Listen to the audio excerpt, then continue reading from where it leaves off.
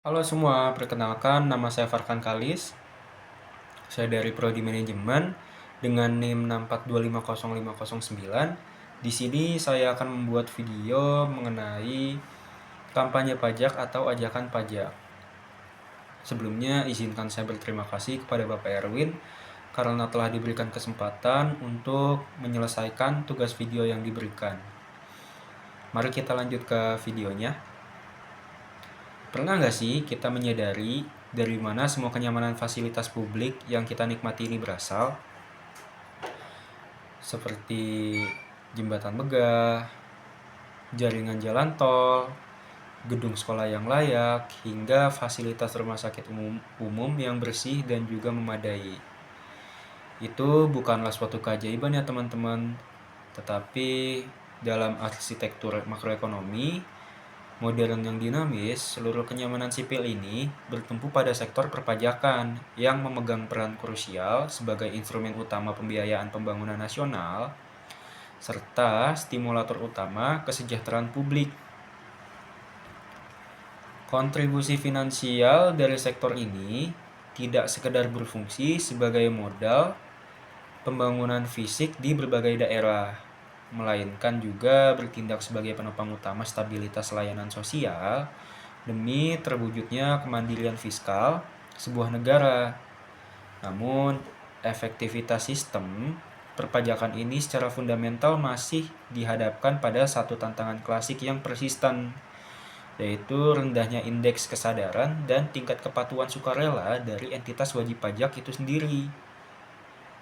Meskipun pemerintah telah memperluas basis pemajakan melalui berbagai manuver kebijakan strategis, mulai dari transisi sistem administrasi menuju self-assessment system, hingga program pengampunan pajak ataupun tax amnesty.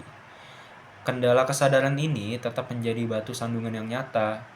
Nah, manifestasi dari rendahnya kepatuhan fiskal ini terperikan secara empiris dalam fluktuasi kepatuhan formal masyarakat yang melahirkan sebuah fenomena paradoksikal di Indonesia.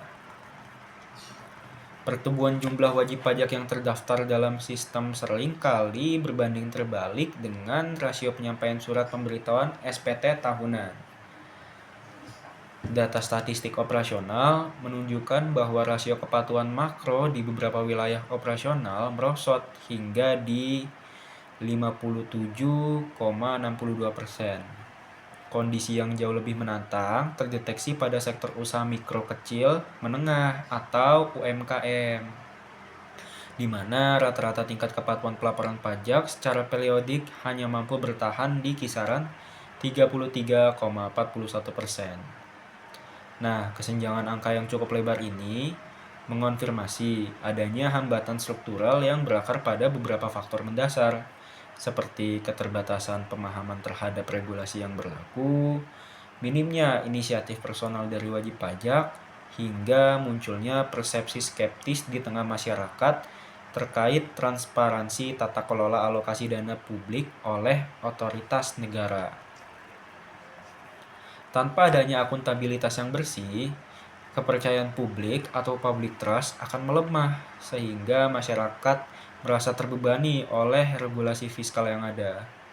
Di tengah dinamika tersebut, urgensi peralihan fokus edukasi perpajakan kini harus diarahkan secara spesifik dan masif kepada kelompok demografi muda, khususnya generasi Z ya, sebagai klaster masyarakat yang tumbuh berdampingan dengan penetrasi teknologi informasi. Generasi ini menempati posisi strategis sebagai motor penggerak reformasi perpajakan jangka panjang demi menyongsong visi besar Indonesia, yaitu Indonesia Emas 2045. Namun, potensi demografis yang luar biasa ini dihadapkan pada realitas literasi yang masih timpang, di mana otoritas moneter mencatat sebuah ironi bahwa baru sekitar 45% dari kelompok usia muda yang menginternalisasi esensi dan fungsi fundamental pajak secara komprehensif. Sebagian besar sisanya masih mengabaikan atau belum memiliki bekal pengetahuan perpajakan yang memadai.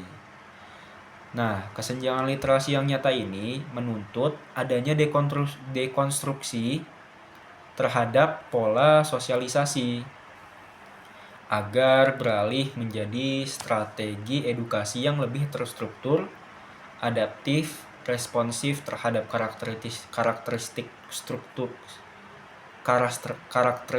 kultural pemuda di era digital melalui integrasi kurikulum akademis formal, serta pemanfaatan platform siber secara berkelanjutan. Kajian literatur membuktikan bahwa inovasi teknologi informasi tidak serta-merta menjadi stimulus tunggal dalam mendongkrak kepatuhan tanpa disadari oleh aspek kognitif berupa pengetahuan pajak dan aspek afektif berupa kesadaran moral internal. Berdasarkan temuan empiris dalam studi akuntansi, terdapat inkonsistensi mengenai pengaruh pengetahuan regulasi terhadap kepatuhan wajib pajak orang pribadi. Di satu sisi, pengetahuan yang komprehensif mendorong motivasi mandiri, namun di sisi lain, pengetahuan saja tidak cukup memberikan dorongan psikologis jika tidak dibarengi dengan kesadaran moral. Kesadaran pajak yang matang merupakan integrasi dari pengakuan, pemahaman, dan kerelaan individu untuk memenuhi kewajiban fiskalnya tanpa adanya represi atau unsur paksaan hukum. Ketika masyarakat berhasil menginternalisasi pandangan bahwa kontribusi finansial melalui pajak merupakan instrumen vital dalam menopang keberlanjutan pembangunan, maka tindakan tersebut akan bergeser dari kepatuhan berbasis paksaan menjadi komitmen sosial dan tindakan sukarela atau voluntary compliance.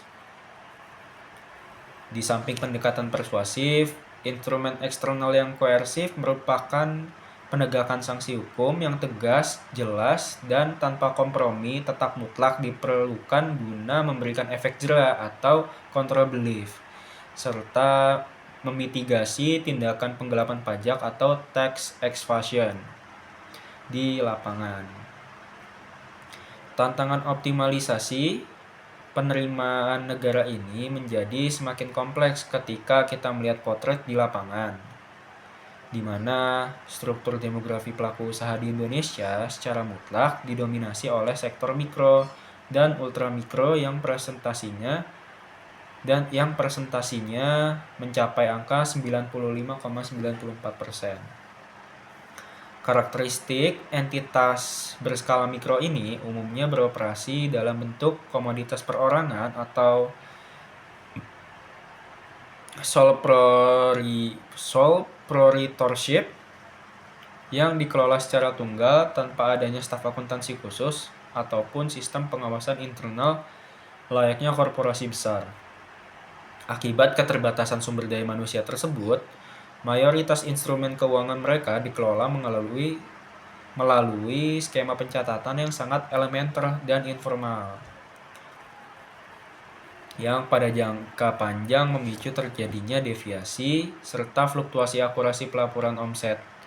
Menyikapi hal ini, langkah modernisasi sistem administrasi perpajakan melalui pemanfaatan teknologi informasi seperti penyediaan portal resmi berbasis web, aplikasi pengaduan yang responsif, hingga sistem pembayaran elektronik, contohnya itu e-Samsat, menjadi agenda taktis yang sangat strategis.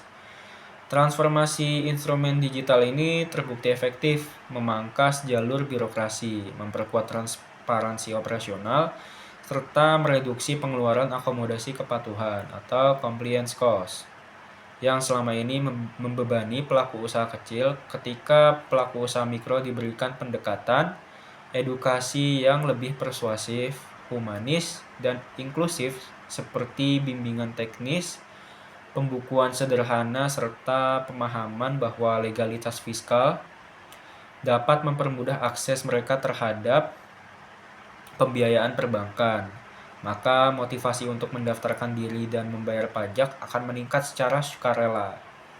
Pada akhirnya, mewujudkan sistem perpajakan yang efektif, berkelanjutan, dan berkeadilan memerlukan kerjasama yang kolektif kokoh antara pemerintah, otoritas perpajakan, lembaga pendidikan, dan seluruh elemen masyarakat demi menumbuhkan budaya sadar pajak sejak dini, teman-teman. Nah, pemerintah wajib memperkuat mekanisme tata kelola, kelembagaan, akuntabilitas yang lebih bersih, transparansi alokasi dana publik demi membangun kembali kepercayaan masyarakat ataupun public trust. Jadi, mari kita dekonstruksi cara pandang lama kita dan mentransformasikan peran dari sekedar subjek pasif menjadi agen perubahan yang peduli pajak. Jadikan kontribusi fiskal ini sebagai bukti nyata cinta dan tanggung jawab sosial kita kepada tanah air. Karena masa depan kemakmuran bangsa menuju Indonesia Emas 2045 sepenuhnya berada di tangan generasi kita. Jadi, ayo bayar pajak.